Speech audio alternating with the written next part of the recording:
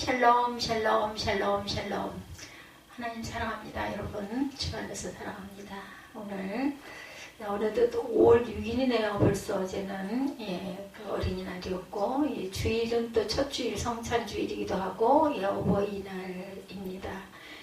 참 계절이 너무 빨리빨리 지나가는 것 같고 이제는 뭐 거리마다 실록이 뭐 처음에는 파랗게 돋네 뭐 했는데 금방 벌써 이렇게 아주 푸르름이 그죠? 이렇게 있는 정말 아름다운 계절 5월의 첫 번째 금요 저희가 철야를 했었는데 이제는 철야를 안 하기 때문에 그냥 금요 예배 조금 뭔가 저기 칠판에 쓸 때도 그렇고 제가 좀 허전한 느낌이 들긴 하지만 그냥 금요 예배 오늘 6장 갈라디아서 마지막 장이죠. 6장 11절에서 18절 내 몸에 예수의 흔적을 가졌습니다. 여기 본문에도 나와 있죠. 내 몸에 예수의 흔적을 가졌는 지니고 있노라. 그래서 저는 아주 겸손하게 조금 바꿔서 내 몸에 예수의 흔적을 가졌습니다. 성경도 그 쉬운 성경 같은 경우에는 이렇게 표기가 아예 이렇게 되어 있기도 합니다. 우리는 모두 다 예수의 흔적을 지닌 스티그마들이 다 되어야 할 줄로 믿습니다. 6장의 중요한 부분들 여기 나와 있는 것은 성경 가지고 말씀을 좀 많이 드리고 주석 가지고 말씀을 드리는데 또 저도 같이 읽으면서 참 그렇지 이렇게 또 다시 한번 들여다보면서 잊어버렸던 걸 또 되새기기도 합니다. 좀 많이 잊어버리기 때문에 만일 무슨 범죄한 일이 드러나거든 너 자신을 살펴보아. 1절에 우리가 앞부분 안 읽었죠. 11절부터 읽었으니 앞에부터 잠깐 봅니다. 사람이 무슨 범죄한 일이 드러나거든 신령한 너희는 온유한 심령으로 그러한 죄를 바로잡고 너 자신을 살펴보아. 너도 시험을 받을 거 두려워하라. 이렇게 얘기하죠. 항상 두려워해야 합니다. 시험 받을까봐. 너희가 짐을 풀어지라. 그리하여 그리스도의 법을 성취하라. 드러나거든 너 자신을 살펴봐라. 마태복음 7장 4, 5절 보라 내 눈 속에 들보가 있는데 어찌하여 형제에게 말하기를 나로 내 눈 속에는 티끌을 빼게 하라 하겠느냐. 외식하는 자여 먼저 내 눈 속에서 들보를 빼어라. 그 후에야 밝히 보고 형제의 눈 속에서 티를 빼리라. 그죠? 내 눈 속에 뭐 들어가 있으면 남의 눈 속에 있는 걸 볼 수가 없는 거죠. 누가복음 13장 1절에서 4절 실로암 망대 사건에도 이런 내용이 있습니다. 가르침을 받는 자는 말씀을 가르치는 자와 모든 좋은 것을 함께하라. 6절에 그렇죠. 우리 2절까지 읽었습니다. 만일 누가 아무것도 되지 못하고 된 줄로 생각하면 스스로 속임이라. 각각 문제가 저는 아까 그런 이야기를 들으면서 지금 3절 말씀에 와서 꽂히네요. 좀 읽다 보니까 누가 아무것도 되지 못하고 된 줄로 생각하면 뭐가 무슨 그런 얘기를 그렇게 하는 게 듣다 보면 어이구 그런가? 어이구 겁나. 근데 겁나는 얘기 같은 건 듣지 마세요. 사단이에요. 그냥 성경 안에 있는 말씀만 보고 우리가 죽으면 우리 목숨 하는데 죽지 먹고 겁날 건 뭐 있어요. 그냥 순교하고 조금 일찍 에녹처럼 저는 에녹 그 장을 읽으면서 아주 마음에 소망이 막 불끈불끈 너무 제가 오래 살았죠. 에녹처럼 갈랬으면 50대쯤 갔으면 좋았을 건데 오래 사는 게 1000년을 살면 900년을 살면 뭔 소용이고 365년을 살았으면 어떻습니까? 영원한 삶이 있는데 각각 자기 일을 살피라. 그리하면 자랑할 것이 자기에게 있어도 남에게 있지 아니하리라. 각각 자기의 짐을 질 것이라. 6절이죠. 가르침을 받는 자는 말씀을 가르치는 자와 모든 좋은 것을 함께하라. 말씀 가르치는 자와 좋은 것을 함께 나누라 그랬어요. 지금 요즘으로 말하면 말씀 가르치는 자 누구예요? 종들이죠. 가르침을 받는 자는 말씀을 가르치는 자 모든 좋은 것을 함께하라. 고린도전서 9장 11절입니다. 우리가 너에게 신령한 것을 뿌렸은즉 너희의 육적인 것을 거두기로 과다하겠느냐. 육적인 것은 자꾸 비워내야 되죠. 로마서 15장 27절입니다. 영적인 것을 나눠 가졌으면 육적인 것으로 그들을 섬기는 것이 마땅하니라. 그죠? 영의 양식을 받았으면 먹을 거, 맛있는 그런 별식, 이런 걸로 자꾸 섬기라는 이야기예요. 여기 말씀은. 빌립보서 4장 10절에서 19절에 너희가 준 것을 받음으로 내가 풍족하니 이는 받으실 만한 향기로운 재물이요 하나님을 기쁘시게 한 것이라 말합니다. 죄종과 좋은 것을 함께하는 것이란 뭘까?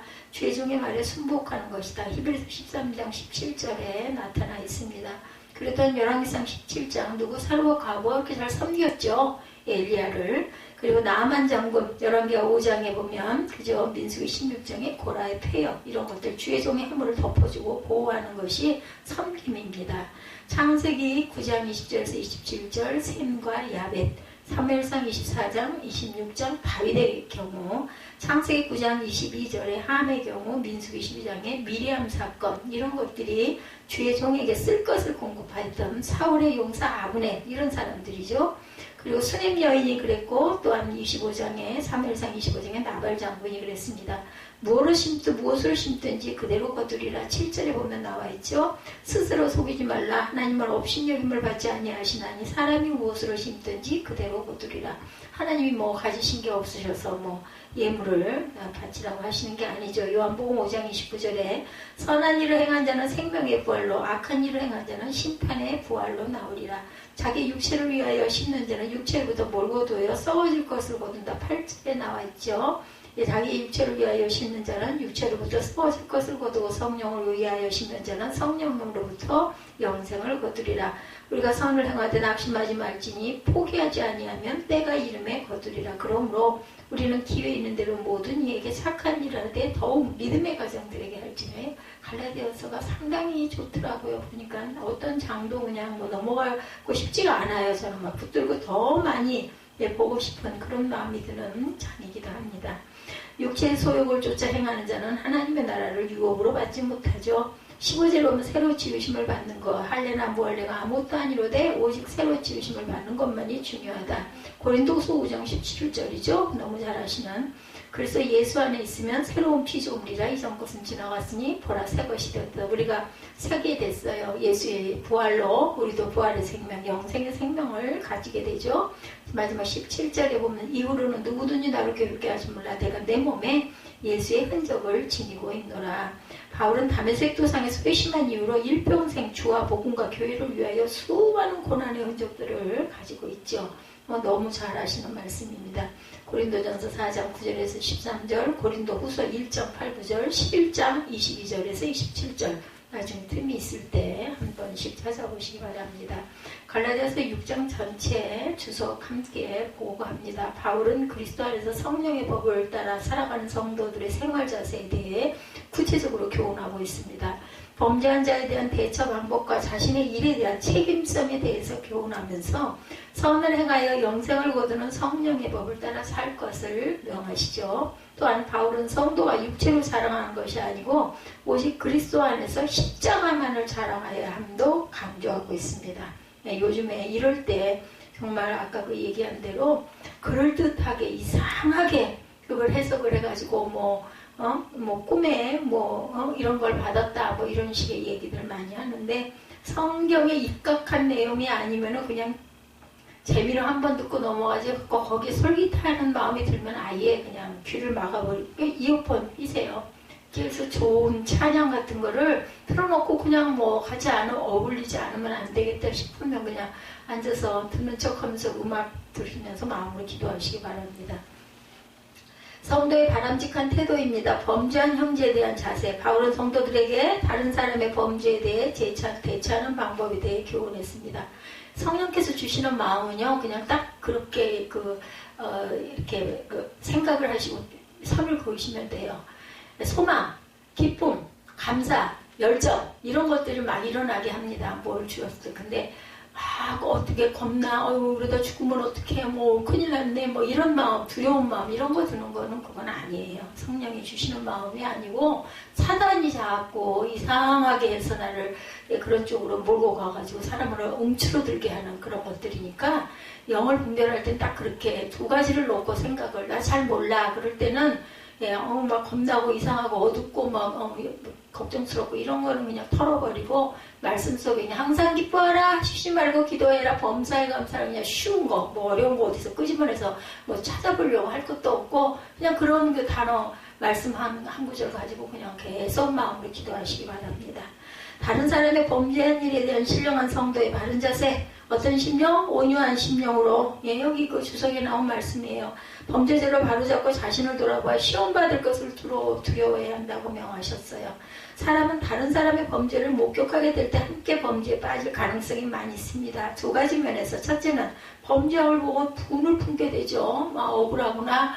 그냥 그런 게 어딨어 우리 막 이런 얘기 하잖아요. 이 얘기 들으면서 이는 하나님의 말씀을 철저하게 지키려 하는 자들에게 나타나기 쉬운 현상이기도 합니다. 그래서 예를 들면 바리새인들 율법에 막 그냥 그래가지고 뭐 사람이 중요한 게 아니라 그냥 그리고 법이 중요한 거예요. 그거 어기면 막 죽어도 좋고 죽여도 된다고 뭐 이런 식으로 그래서는 안 되죠. 그래서 예수님이 오신 거예요. 예, 이웃을 사랑하고 어린아이를 사랑하고 돌보고 사람이 중심이지 그 법이 중심이 아니다라고 말씀하시죠. 예, 밀리석 잘라먹는 그 사건 안식일의 주인은 나니라 말씀하시지 않습니까? 이게 중요합니다.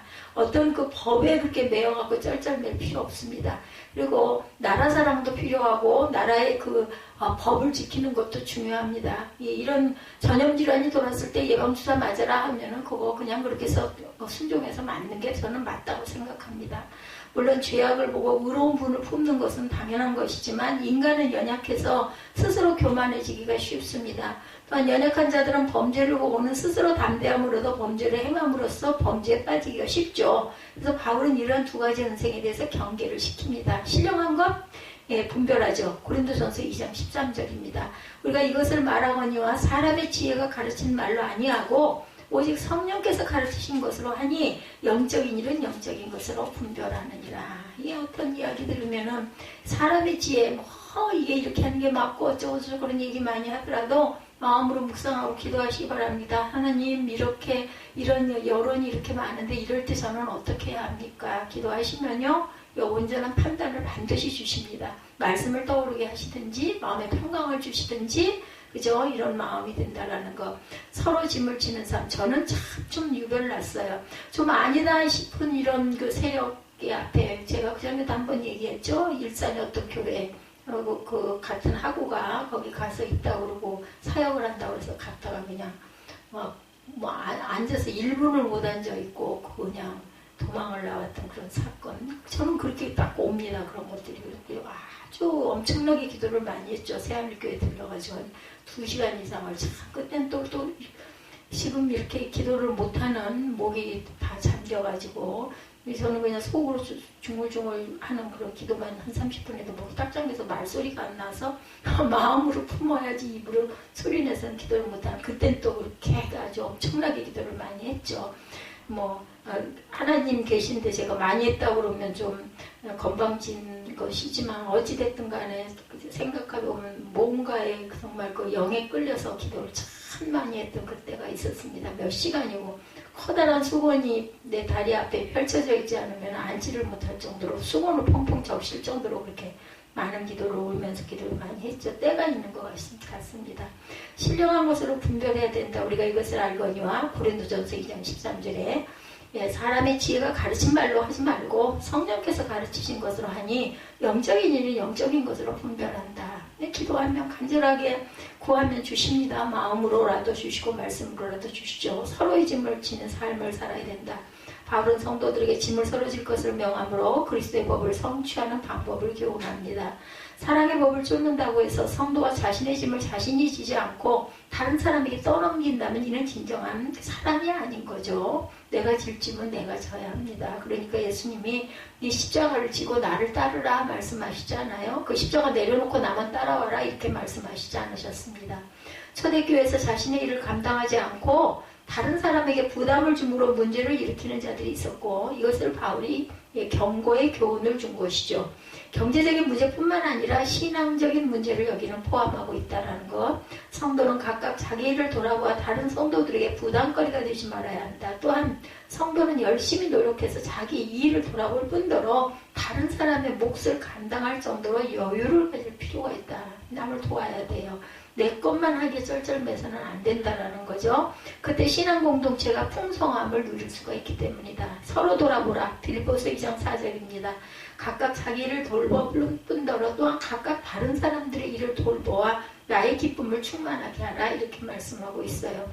누군가를 내가 힘을 더해서 돕고 나면은 엄청 기쁘잖아요. 그래서 그 사람이 조금 좀 편안해지면 이렇게 해서 남의 다른 사람들이 이를 돌봐서 나의 기쁨을 충만하게 하여서 이 마음을 이해합니다. 연약한 자의 짐을 져줍니다. 로마서 15장 1절이죠. 믿음이 강한 우리는 마땅히 믿음이 약한 자의 약점을 담당하고 자기를 기쁘게 하지 아니할 것이라. 사랑의 법 야고보서 2장 8절에 너희가 만일 성경에 기록된 대로 내 이웃사랑하기를 내 몸과 같이 하라 하심을 최고의 법을 지키면 잘하는 것이다 이렇게 얘기하고 있어요. 내 이웃을 사랑하기를 내 몸처럼 할 수 있는 것 정말 최고의 법이죠. 성령을 위하여 심는 삶을 살아라. 말씀을 가르치는 자에 대한 예우입니다. 바울은 가르침을 받는 자는 말씀을 가르치는 자와 모든 좋은 것을 함께하라. 아까 우리가 읽었죠. 하나님께 대한 성도의 사랑은 구체적으로 사람에 대한 사랑으로 나타나게 되죠. 믿음의 가정들에게 하라고 얘기하죠. 10절에 우리는 기회 있는 대로 모든 이에게 착한 일을 하되 더욱 믿음의 가정들에게 해라 이렇게 얘기합니다. 선을 행하되 낙심하지 말지니 포기하지 아니하면 때가 이르면 그 이름에 거두리라. 11절에 내 손으로 너희에게 큰 글자로 쓴 것을 보라. 육체의 모양을 내려 하는 자들이 억지로 너희가 할례를 받게 하면 그들이 그리스도 십자가로 말미암아 박해를 면하려 할 뿐이라. 할례를 받은 그들에게 스스로 율법을 지키지 아니하고 너희에게 할례를 받게 하려는 것은 그들이 너희의 육체로 자랑하려 합니다. 참 중요한 거는 그죠? 누구와 함께 그 말씀을 나누는가 이거 지금 굉장히 중요한 부분입니다. 사랑의 법을 쫓는다고 해서 성도가 자신의 짐을 자신 지지 않고 다른 사람에게 떠넘기는 이러한 것 진정한 사랑이 아니라는 것, 성령을 위하여 심는 삶을 살아야 된다는 것, 말씀을 가르치는 자에 대한 예우에 대해서도 말하죠. 가르침을 받는 자는 가르치는 자와 모든 좋은 것을 함께하라. 하나님께 대한 성도의 사랑은 구체적으로 사람에 대한 사랑으로 나타나는데 그 중에서도 하나님의 말씀을 가르치는 목회자에 대한 관심과 사랑으로 표현됩니다. 그래서 바울은 목회자에 대한 예우를 잘할 것을 명하고 있죠. 목회자는 한 인간으로서 대우를 받는 것이 아니라 하나님의 말씀을 맡은 사역자로서 성도들에게 사랑을 받는 것이기 때문에 이러한 일을 하나님께 기뻐하시면 당연한 것이 하나님께서는 기뻐하십니다. 이렇게 목회자를 잘 대접하고 대우하는 그런 거를 보시면 하나님이 엄청 기뻐하신다는 거. 배나 존경하라. 디모데전서 5장 17절입니다. 디모데전서도 좋죠. 잘 다스리는 장로들은 배나 존경할 자로 알되 말씀과 가르침에 수고하는 이들에게는 더욱 그리할 것이라. 즐겁게 일하게 하라. 히브리서 13장 17절에 너희를 인도하는 자들에게 순종하고 복종하라. 그들은 너희 영혼을 위하여 경성하기를 자신들이 청산한 자인 것 같이 하느니라. 그들로 하여금 즐거움으로 이웃을 하게 하고 근심으로 하게 하지 말라. 그렇지 않으면 너희에게 유익이 없다라는 거예요. 무엇을 하든지 즐거움으로 해야지 근심, 염려하고 걱정하면서 뭐를 해서는 그거는 아니라는 것. 심은 대로 거두게 되죠. 바울은 사람이 무엇을 심든지 심는 대로 거두는 것이 하나님께서 세우신 질서임을 밝히면서 성령을 위하여 심을 것을 명하십니다. 스스로를 속이고 육체를 위하여 심는 자는 결국 육체로부터 썩어진 것을 거둘 수밖에 없다. 반면 성령을 위하여 심는 자는 성령으로부터 영생을 거두게 된다. 그래서 성도는 선을 행하되 낙심치 않는 데에는 당장에는 열매가 없는 것 같이 보일지라도 때가 되면 거두게 될 것을 소망하기 때문이다. 독을 뿌리면 그대로 독을 거두겠죠. 욥기 4장 8절에 내가 보건대 악을 밭갈고 독을 뿌리는 자는 그대로 거두나니라. 하나님의 입 가운데 멸망하고 그의 콧김에 사라지느니라. 바울은 성도들에게 착한 일을 행하되 더욱 믿음의 가정들에게 할 것을 명하죠. 또한 성도들 간의 아름다운 사랑의 모습을 믿지 않은 자들로 하여금 그리스도의 복음 안에 들어오도록 하는 촉매제 역할을 할 수 있는 거죠. 누구의 손에 있느냐에 따라서 아름다운 열매가 맺히기도 하고 독을 품은 그러한 아주 무서운 도구가 되기도 하죠. 칼이 의사의 손과 범죄자의 손에, 그리고 똑같은 물을 먹는데 뱀이 그 물을 먹으면 속으로 독을 만들어내기도 하죠. 그렇지만 정말 물이 필요한 사람이 먹으면 그게 생명수가 되기도 한다라는 거 다릅니다. 성도들 간의 아름다운 사랑의 모습은 믿지 않는 자들로 하여금 그리스도의 복음 안에 들어오도록 하는 촉매제 역할을 할 수 있다는 것. 주께서 기억하시는 성도를 섬겨야 합니다. 히브리서 6장 10절에 하나님은 불의하지 아니하사 너희 행위와 그의 이름을 위하여 나타낸 사랑으로 이미 성도를 섬긴 것과 이제도 섬기고 있는 것을 잊어버리지 아니하시느니라. 성도를 섬기고 지금도 섬기고 있는 것을 잊지 않으신다라는 것. 공동체인 성도입니다. 고린도전서 12장 25절에 몸 가운데서 분쟁이 없고 오직 여러 지체가 서로 같이 돌보게 하셨느니라. 서로 돌봐줘야 된다는 거죠. 그리고는 이제 마지막 권고와 인사를 하죠. 십자가만을 자랑하죠. 바울은 15절에도 할례나 무할례가 아무것도 아니라도 오직 새로 지으심을 받은 것만이 중요하다. 무릇 이 규례를 행하는 자에게 와 하나님의 이스라엘에게 평강과 긍휼이 있을지어다. 이후로는 누구든지 나를 괴롭게 하지 말라. 내가 내 몸에 예수의 흔적을 지니고 있느라. 14절에 내게나 주 예수 그리스도의 십자가 외에 결코 자랑할 것이 없으니 그리스도로 말미암아 세상이 나를 대하여 십자가에 못 박히고 내가 또한 세상을 대하여 그러하니라. 내가 십자가에 못 박히는 거는 너희 죄를 내가 대신 못 본 것을 박았고 세상에 대해서도 내가 그렇게 할 것이다 라고 말하고 있죠. 바울은 할례당한 그들의 육체를 자랑하나 자신은 오직 그리스도의 십자가만을 자랑합니다. 바울은 육체적으로도 누구보다 완벽한 자였지만 세상의 모든 자랑거리들을 배설물처럼 여긴다고 했는데 이는 세상에 대하여는 그리스도로 말미암아 십자가에 못 박혔다는 그의 고백이 증거해 주고 있죠. 옛사람은 죽고 오직 그리스도 안에서 서로 지원받은 새 사람만이 존재한다는 거죠. 바울은 십자가의 도를 행하는 자들에게 하나님의 평강과 긍휼이 있을 것을 축원했죠. 하나님의 구원과 능력입니다. 고린도전서 1장 18절에 십자가의 도가 멸망하는 자들에게는 미련한 것이요 구원을 받는 우리에게는 하나님의 능력이라. 복음의 핵심입니다. 고린도전서 2장 2절에 내가 너희 중에 예수 그리스도와 그의 십자가에 못 박히신 것 외에는 아무것도 알지 아니하기로 작정하였다. 바울이 축원합니다. 자신에게 그리스도 예수의 흔적이 있음을 밝히면서 자신을 괴롭게 하지 말아라. 이는 자신을 괴롭게 하는 것 그리스도를 괴롭게 하는 것이다 라고 얘기하죠. 바울의 고난은 그리스도의 복음을 위함이었기에 복음 안에서 바울은 그리스도와 자신을 동일시합니다. 바울은 갈라디아 교회 성도들의 심령에 그리스도의 은혜가 임하기를 축원함으로 편지가 끝마쳐지죠. 주께서 함께 하신다. 디모데후서 4장 22절에 나는 주께서 내 심령에 함께 계시기를 바라노니 은혜가 너희와 함께 있을지어다. 하나님의 평강. 빌립보서 4장 7절에 잘 아시는 말씀이죠. 그리하면 모든 지각에 뛰어난 하나님의 평강이 그리스도 예수 안에서 너희 마음과 생각을 지키시리라. 이 말씀 붙잡고 기도하세요. 그리스도의 평강이 예수 안에서 우리 마음과 생각을 지키신다. 세상이 무슨 전염병 질환으로 예방접종 몇 차를 맞니 안 맞니 이런 건 아무것도 생각할 것도 없습니다. 주님께 기도하셨을 때 평강의 하나님께서 우리 마음과 생각을 지켜주실 줄 믿습니다. 성도는 모든 생활 중에 오직 그리스도의 사랑의 법을 쫓아 살아가야 할 책임과 의무가 있음을 기억하여 바울의 교훈한 대로 사랑의 삶을 살아야 한다. 또한 세상에 썩어질 것으로 자랑을 삼지 말고 오직 그리스도의 십자가로 말미암아 하나님의 은혜만을 자랑하여야겠다. 내 몸이 예수의 흔적을 가졌다라고 말하고 있죠. 바울이 누군가와 오랜 시간을 함께 보내지 않았을지라도 몇 마디 대화를 통해 그 사람이 무엇을 자랑하며 살아가고 있는지 알 수 있을 때가 있어요. 그죠? 저 사람은 뭐가 자랑거리야. 되게 있어요. 특징이. 무엇을 자랑하며 사느냐가 그 사람의 인격을 결정합니다.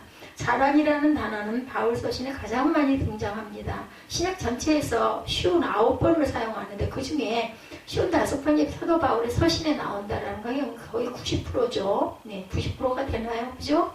55번이면은 그 1%가 5인가요? 그죠?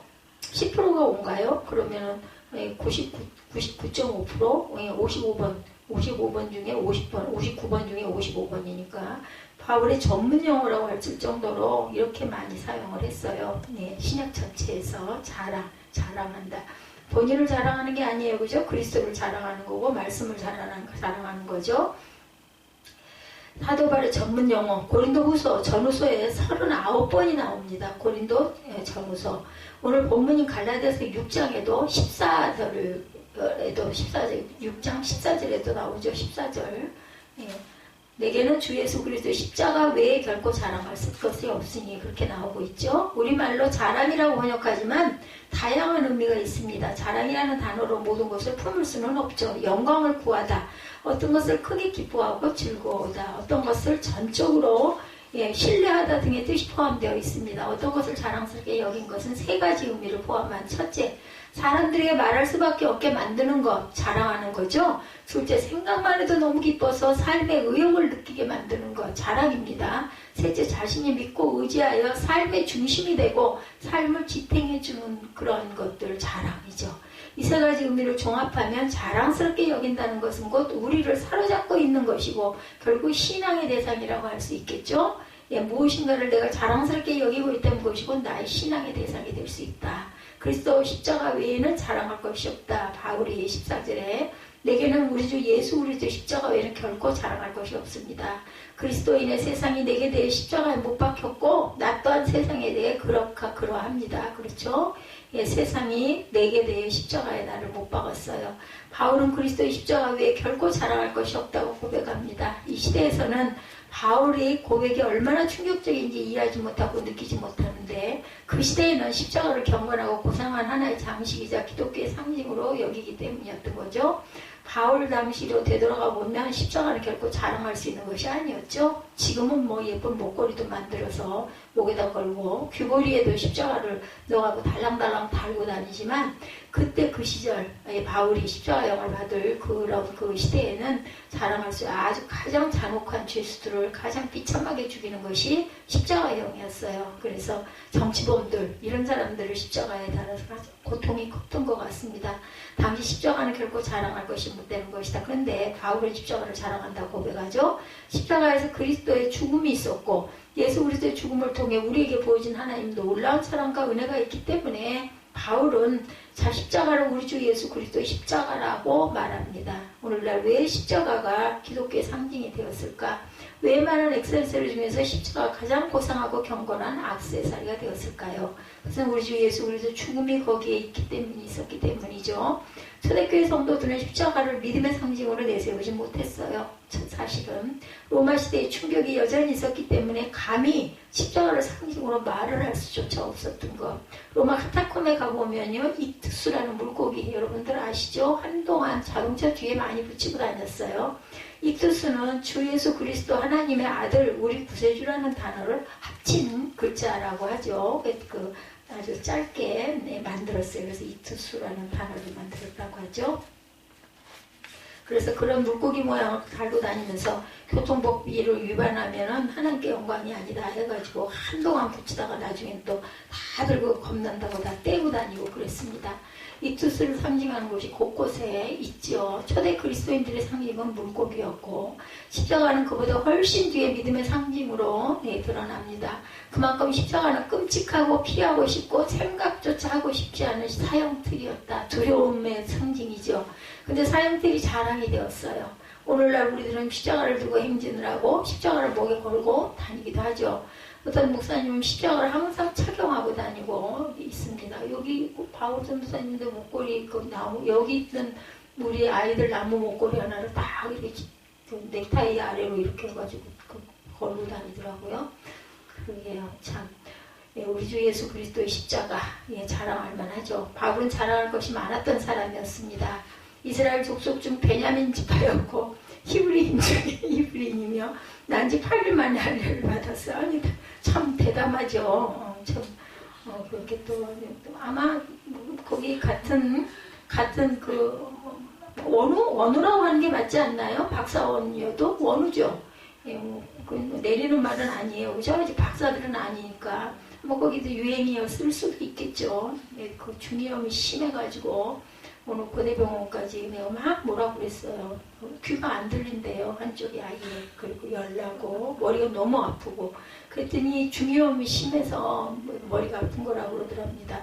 잘못하면 수술하게 생겼어요. 모든 사람들이 나도 저렇게 태어났으면 엘리트 중에 엘리트였기 때문에 바울을 다 부러워했다는 거죠. 나도 저런 환경에서 자랐으면 이제 부러웠을 겁니다. 나도 저런 교육을 좀 받았으면 지금으로 보면 뭐 어디 그냥 대단한데 유학 뭐 어디요? 뭐죠? 우리 해외 유명한 그런 대학 그죠? 예, 그런 데 나왔다 하버드 나왔다 그러면 와 하버드 또 하버드 정도 나와야 교수가 된다면서요. 예, 그 대학도 하버드에 나온 교수가 예, 그 전임 교수라고 하더라고요. 나도 저런 사람이었으면 할 정도로 희망하고 자랑하고 싶을 정도의 이력을 가진 사람이 바로 바울이었다. 율법의 지식이 완벽하고 많은 학문을 체득한 종교인이기도 했죠. 그런 그가 그리스도의 십자가 외에는 자랑할 것이 없다라고 얘기하고 있습니다. 오직 예수 그리스도의 십자가만을 자랑하게 되었다고 고백하죠.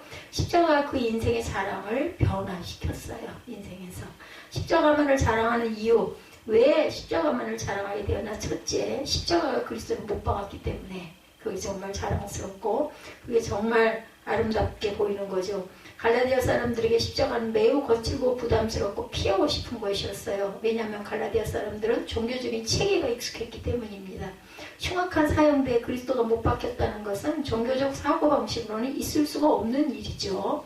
메시아는 능력이 많아야 하고 영광스러워야 하고 수많은 사람이 굴림해야 하고 초자연적인 기적을 막 일으키는 그러한 사람이어야 하죠. 병도 고치고 막 하늘을 날아다니고 번개도 막 치게 하고 천둥도 우르르 꽝 하게도 하고 막 이랬으면은 막 추앙했겠죠. 그죠? 예, 메시아는 능력이 많아야 하고 영광스러워야 하고 굴림해야 하고 초자연적인 기적으로 사람들을 통치할 수 있어야 함에도 불구하고 연약한 모습으로 사람들에 의해 못 박혀 그냥 아무런 반응 없이 그냥 금방 제일 빨리 그죠? 돌아가셨어요. 그가 그리스도라는 것을 갈라디아 사람들은 정말로 어이상실, 요즘으로 말하면 이해도 안 가. 그러나 십자가에 못 박힌 그리스도가 구원의 길이고 진리고 생명이라는 사실 때문에 바울은 십자가에 못 박힌 그리스도만을 자랑하게 됩니다. 은혜 받은 자와 받지 않은 자는 이런 차이가 있는 거죠. 둘째, 십자가가 세상을 못 박았기 때문이라는 거죠. 이 세상은 하나님을 거부하는 세력들로 구성되어 있어요. 어느 시대건 세상이 잘못 판단하면 사람들이 죽고 싶을 만큼 절망합니다. 세상 사람들이 내뱉는 말, 대중적인 신념은 복음을 시시한 것으로 만들고 있어요. 세상은 복음을 철학의 아류, 수많은 종교 중에 선택할 수 있는 하나의 종교, 뭐 그냥 자기 자유지, 뭐 불교를 믿으면 어떻고, 이슬람을 믿으면 어떻고, 뭐 유교를 믿으면 어떻고, 뭐 꼭 뭐 기독교만이 다냐, 또 캐톨릭을 뭐 믿어도 상관없고 다 이렇게 생각을 하죠. 그 중에 하나다.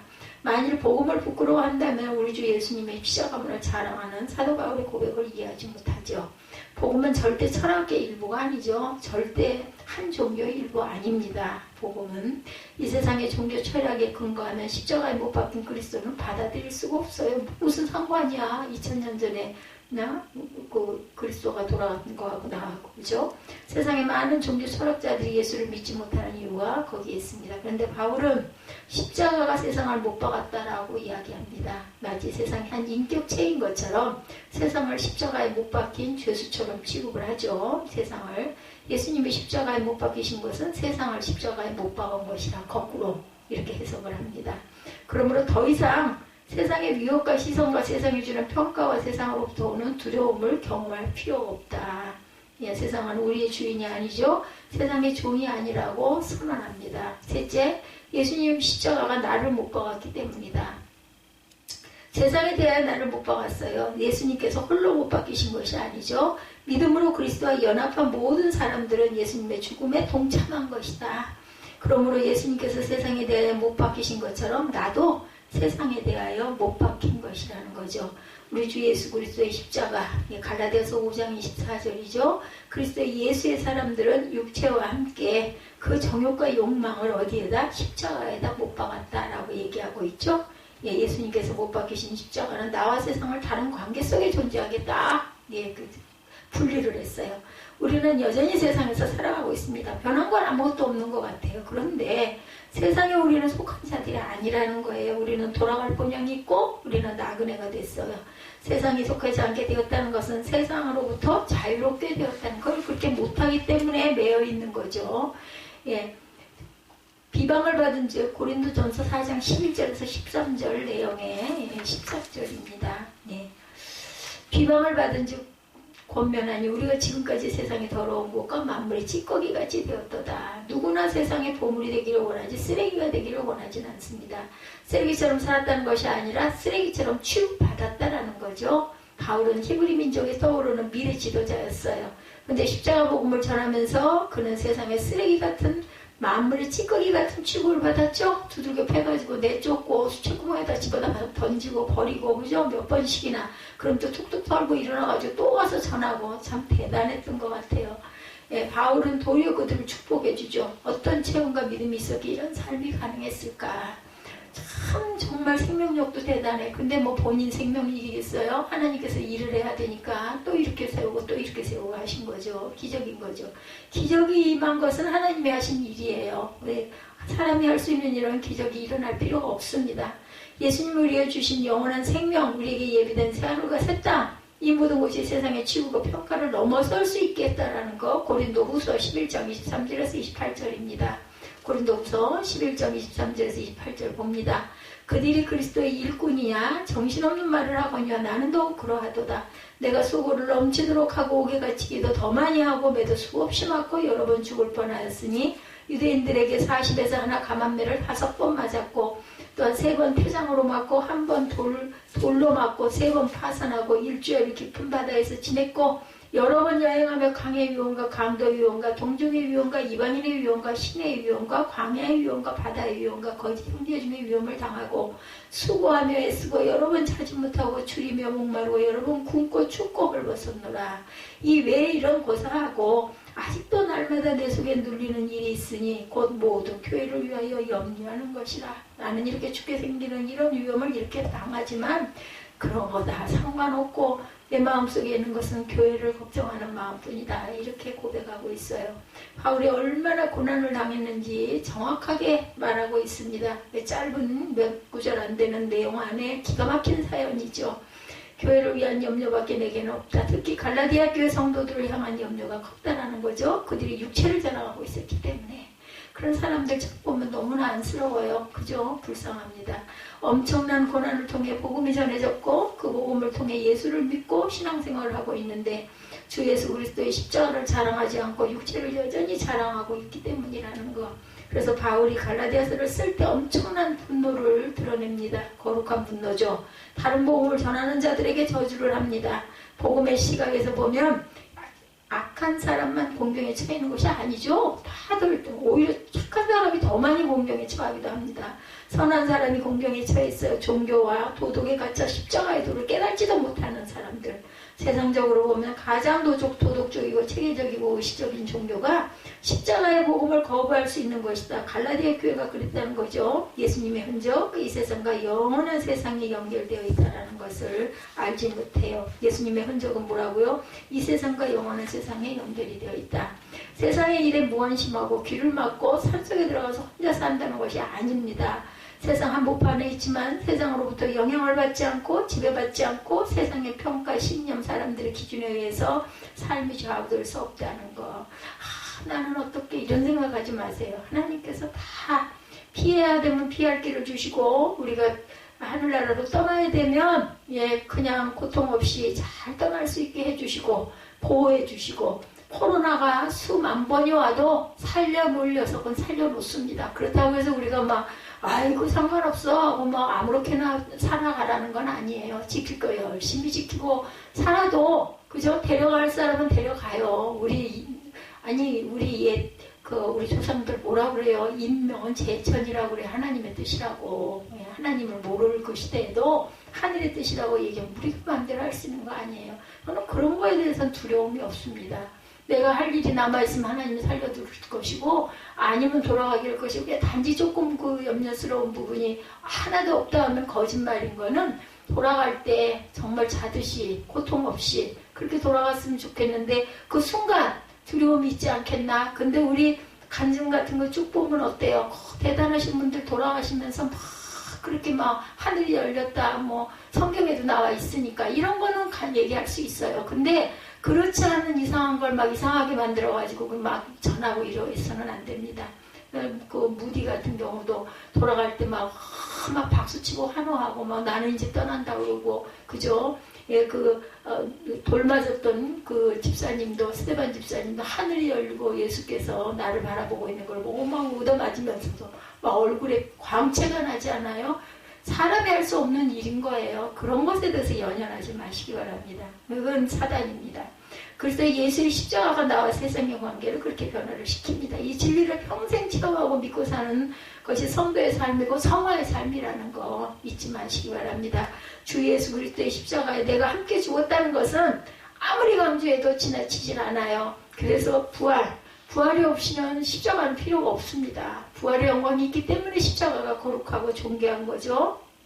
그리고 기독교가 존재하는 이유이기도 하죠. 우리가 세상에서 아무리 산다고 아무리 뭐 금은보화를 더럭더럭 쌓아놓고 산다고 해도 뭐 그거 다 알잖아요. 그거 쌓아갖고 못 가. 그러면 우리는 갈 본향이 있기 때문에 걱정할 것도 염려할 것도 두려워할 것도 없다는 거. 그냥 있으면서 되도록이면 평강하게 살다가 그 하나님 사람 열심히 하고 이웃 사람 열심히 하다가 하나님 하시는 말씀대로 열심히 살다가 어느 순간인지 모르지만 우리는 떠나면 됩니다. 홀가분하게 주 예수 그리스도의 십자가를 잊어버리는 순간 우리는 성경으로부터 멀어지고 하나님으로부터 멀어지죠. 종교 생활로 전락해서는 절대로 안 됩니다.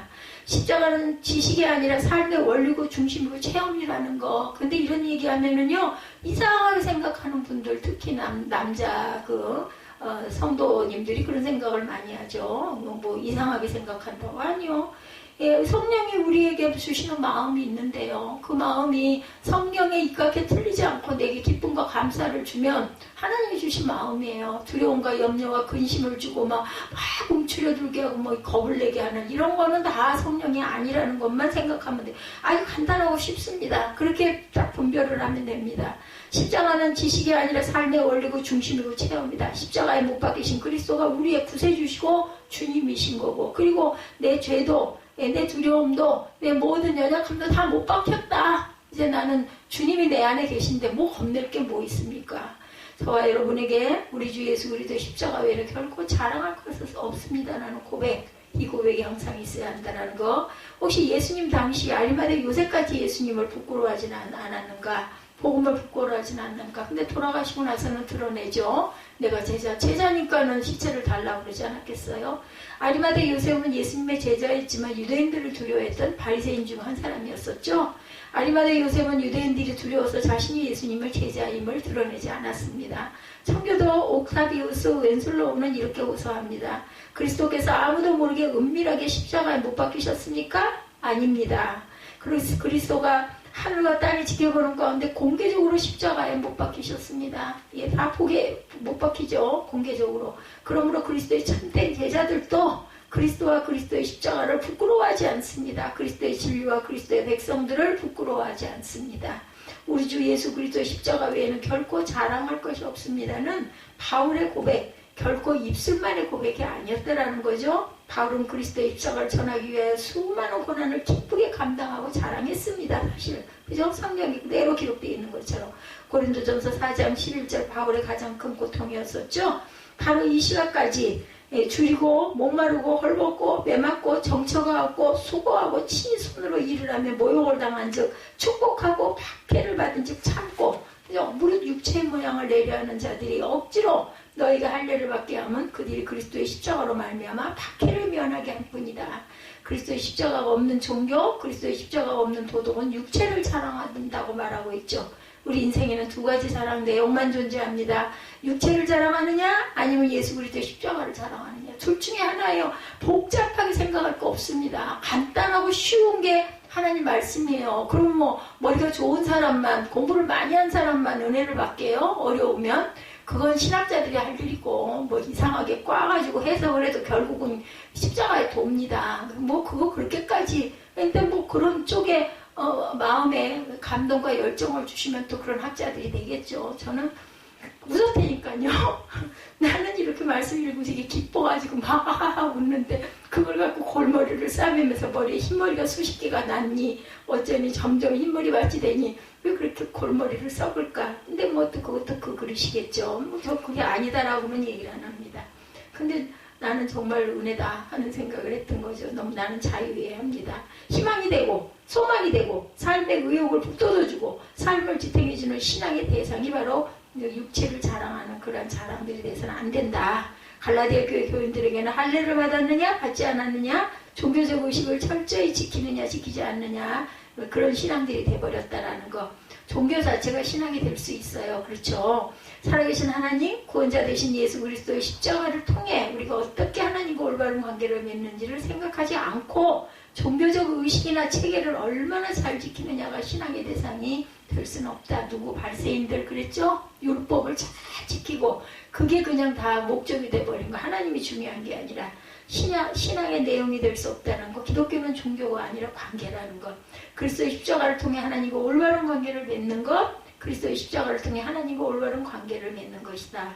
갈라디아서 6장 11절에 내 손으로 너에게 이렇게 큰 글자로 쓴 것을 보라고 하죠. 바울의 편지는 그가 말하고 누군가 받아 적은 형태였던 것 같습니다. 그러나 마지막 부분은 바울의 친필로 마무리를 합니다. 그래서 더 큰 글씨체로 썼어요. 그 내용을 강조하죠. 13절에 할례를 받은 그들이라도 스스로 율법은 지키지 아니하고 너에게 할례를 받게 하려 하는 것은 그들이 너희의 육체로 자랑하려 함이라. 그러나 내게는 우리 주 예수 그리스도 십자가 외에 결코 자랑할 것 없으니 그리스도로 말미암아 세상이 나를 대하여 십자가에 못 박히고 내가 또한 세상을 대하여 그러하니라.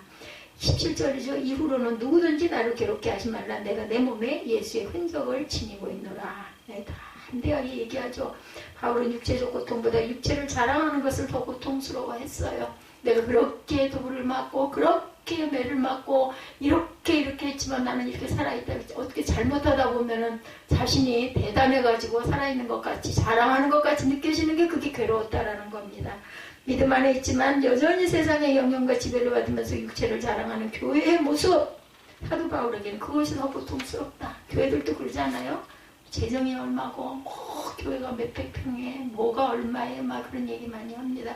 그거 교회 자랑인 것 같아요? 아니면 사람 자랑인 것 같아요? 예, 그리스도 십자가 자랑일까요? 그게 정말 조심스럽다. 간증도 마찬가지입니다. 정말 조심스럽습니다.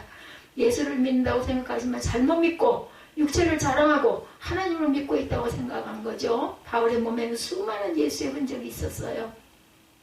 수많은 위험과 죽음의 고통을 넘나들며 받은 고통의 흔적들이었죠. 바울은 그 흔적을 자랑스럽게 여겼는데 그리스도의 죽음을 전하고 남은 흔적이었기 때문이었어요. 모든 사람의 인생에는 지우고 싶은 흔적들이 누구에게나 있습니다. 또한 자랑하고 싶은 인생의 흔적도 있죠. 바울은 오직 예수 그리스도의 십자가와 관련된 흔적만 자랑하고 싶어 했다. 부활하신 예수님께서 십자가에서 고통받으신 흔적을 부활하신 후에도 그대로 남겨두셨죠. 그래서 누가 도마가 얘기할 때 내 옆구리에 손 넣어봐라, 내 손바닥에 못자국을 봐라 하고 손 내밀어 주시지 않았습니까? 예, 완전히 새로운 몸으로 변화되셨지만 십자가에서 받은 고통의 흔적을 남기셨어요. 의도적으로 남기신 거죠. 보여주려고. 내 손으로 만져보지 않고는 믿지 않겠다라는 제자. 틀림없이 나올 것이라는 것을 미리 아시죠? 어떻게 될 것이라는 것까지 미리 다 아세요. 우리는 모르고 가지만. 그죠? 제가 이렇게 이 자리에 서서 이 시간에 이렇게 하고 네가 이렇게 하겠지? 이것도 알고 계신다라는 거. 예수님의 흔적은 이 세상과 영원한 세상이 서로 연결되어 있다는 뜻입니다. 우리가 있다면서 예수님 십자가를 믿는 신앙이 영원한 세상으로 이어지는 다리 역할을 한다는 것을 증언해 주는 겁니다. 바울은 자신의 몸에 예수님의 흔적이 있음을 기뻐했죠. 우리도 어떤 예수의 흔적을 가지고 하나님께 돌아갈 것인가 라는 질문을 던지며 살아가시는 저와 여러분들이 되시기를 주님의 이름으로 축복합니다.